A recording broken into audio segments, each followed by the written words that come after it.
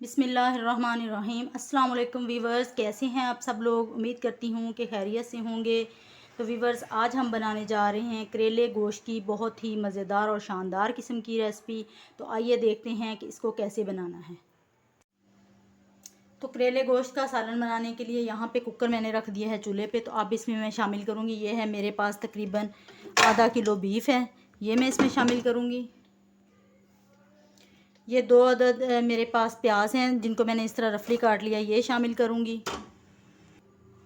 ये 3 अदद टमाटर हैं, इनको मैंने इस तरह रफली काट लिया, ये शामिल करूँगी। टमाटर इसमें ज़्यादा जाते हैं करेले गोश्त के सालन में, तो इसलिए मैंने ज़्यादा टमाटर इसमें डाले हैं। ये हैं कुछ साबुत मसाले, जिसमें 2-3 दालचीनी के टुकड़े, 2-3 लौंग, 1 बड़ी इलायची और 2-3 काली मिर्चें, ये इसकी बीफ की स्मेल को ख़त्म करने के लिए।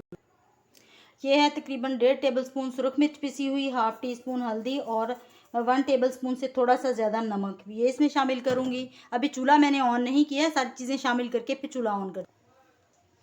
तो ये 1 टेबलस्पून इस तरह भर के मैं इसमें लहसुन अदरक का पेस्ट शामिल करूँगी। तो वीवर्स, बीफ को जब भी आपने पकाना है बीफ को या मटन को, तो उसमें साबुत मसाले लाजमी शामिल किया करें, क्योंकि उससे थोड़ी सी ना उसकी स्मेल जो है ना वो ख़त्म हो जाती है साबुत मसालों से। तो साबुत मसाले लाजमी डाला करें। इसमें मैंने तकरीबन 2 गिलास पानी शामिल कर दिया है, थोड़ा सा मैं और डालूँगी, ज़्यादा पानी नहीं डालेंगे क्योंकि हमें नहीं चाहिए, हमने शोरबा तो रखना नहीं है, तो ज़्यादा पानी नहीं चाहिए। तो यहाँ पे जो है ना मैं इसको अच्छी तरह से मिक्स कर लूँगी और अब ढक्कन लगा के तकरीबन इसको हम 15 से 20 मिनट के लिए पकाएंगे। तो वीवर्स, जब तक हमारा बीफ पक रहा है तो दूसरी साइड पे हमने ये कढ़ाई को चूल्हे पे रख लिया है, हम अपने करेले फ्राई करेंगे। और अब इसमें मैं तेल शामिल करूँगी, तेल गर्म होगा तो हम इसमें करेले फ्राई करते हैं। वीवर्स, यहाँ पे ऑयल हमारा गर्म हो चुका है, इसमें हम अपने करेले शामिल करते हैं। ये मेरे पास आधा किलो करेले हैं, ये फ्रोज़न करेले हैं। ये ना मैंने कुछ दिन पहले मंडी से मंगवाए थे, ज़्यादा थे, तो फिर मैंने ना इनको काट के धो के तो इनको मैंने जो है ना फ्रीज़ कर लिया था। तो ये आधा किलो के करीब केले हैं, तो इनको अब हम यहाँ पे करते हैं फ्राई। फ्लेम पे हम केलों को फ्राई करते हैं और जब केले फ्राई होते हैं तो दिखाते हैं आपको। तो व्यूअर्स, यहाँ पे करेले भी हमारे फ्राई हो रहे हैं और दूसरी साइड पे बीफ की जो सीटी है वो भी बजना शुरू हो गई है। तकरीबन टाइम हमारा पूरा होने वाला है। तो करेले देखें अभी यहाँ पे फ्राई नहीं हुए, ये देखें मैं दिखा दूँ आपको, अभी थोड़ा लाइट ब्राउन सा कलर इनके आया है। तो ये देखें, आप इसकी आँच देख सकते होंगे, इसके बबल से आपको पता चल रहा होगा। बहुत ही स्लो आँच से मैं इनको फ्राई कर। तो व्यूअर्स, यहाँ पे बीफ जो है वो हमारा तैयार हो चुका है।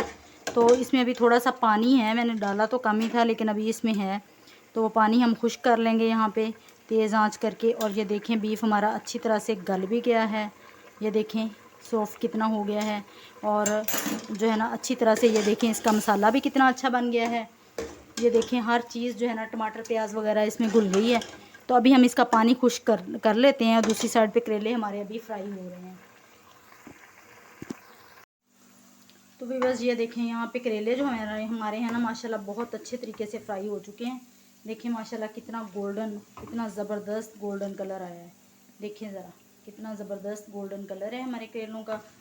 तो यहाँ पे हम करेलों को निकाल लेंगे और दूसरी साइड पे बीफ भी हमारा तैयार हो चुका है। तो अब फिर हम उसमें डाल के बाकी जो प्रोसीजर है वो कंप्लीट कर।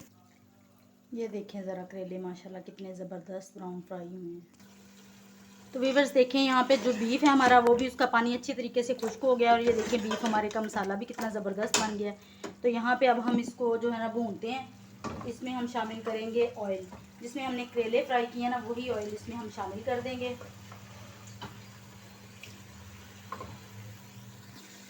तो यहाँ पे ऑयल मैंने शामिल कर दिया है बीफ में। अब इसमें मैं शामिल करूँगी धनिया पाउडर 1 चम्मच।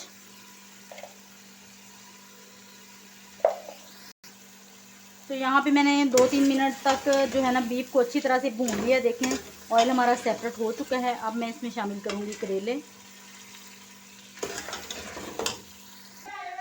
तो व्यूअर्स, यहाँ पे अब मैंने करेले शामिल करके भी थोड़ा सा इसको 1-2 मिनट के लिए भून लिया। अब ये मेरे पास दही है तकरीबन 2-3 चम्मच, ये मैं शामिल करूँगी। अच्छा, दही का ये फ़ायदा होता है कि इससे ना करेले जो आपके थोड़े से वो हार्ड हो जाते हैं ना फ्राई करने से, वो सॉफ्ट हो जाएंगे अच्छे तरीके से। और जो है ना बीफ में भी अच्छा टेस्ट आ जाएगा और करेले भी सॉफ्ट हो जाएंगे। और यहाँ पे तकरीबन 1 टीस्पून मैं इसमें ये पिसा हुआ ज़ीरा शामिल करूँगी। तो जब भी आपने दही या दूध इस तरह की कोई चीज़ शामिल करनी है तो आंच को स्लो कर लिया करें। मैंने भी बहुत स्लो आंच करके तो इसको जो है ना दही को शामिल किया है। आंच या स्लो कर लें या बिल्कुल बंद कर लें। चलें, अब हम इसके ऊपर थोड़ी देर के लिए ढक्कन दे देते हैं। तो ढक्कन दे के लो फ्लेम पे इसको थोड़ा सा 2-3 मिनट के लिए मज़ीद पकाते हैं। तो यहाँ पे मैं शामिल करूँगी इसमें, ये मेरे पास हैं 4-5 इस तरह से कटी हुई सब्ज़ मिर्चें, जिनको मैंने 2 हिस्सों में काट लिया है। ये शामिल करके दोबारा ढक्कन दे दूँगी।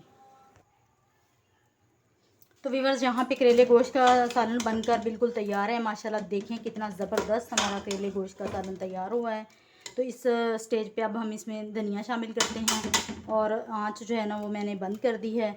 तो अभी इसको मिक्स करते हैं और डिश आउट करके दिखाते हैं आपको इसकी फ़ाइनल लुक।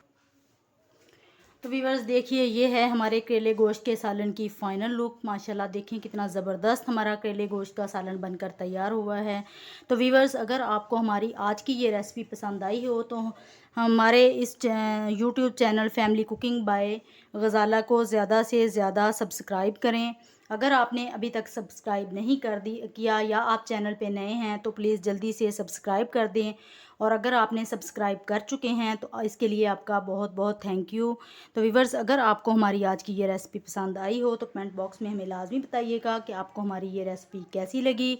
और इसको अपनी फैमिली और फ्रेंड्स के साथ ज़्यादा से ज़्यादा शेयर कीजिएगा, लाइक कीजिएगा और दुआओं में याद रखिएगा। मिलते हैं नेक्स्ट वीडियो में। अल्लाह हाफिज़।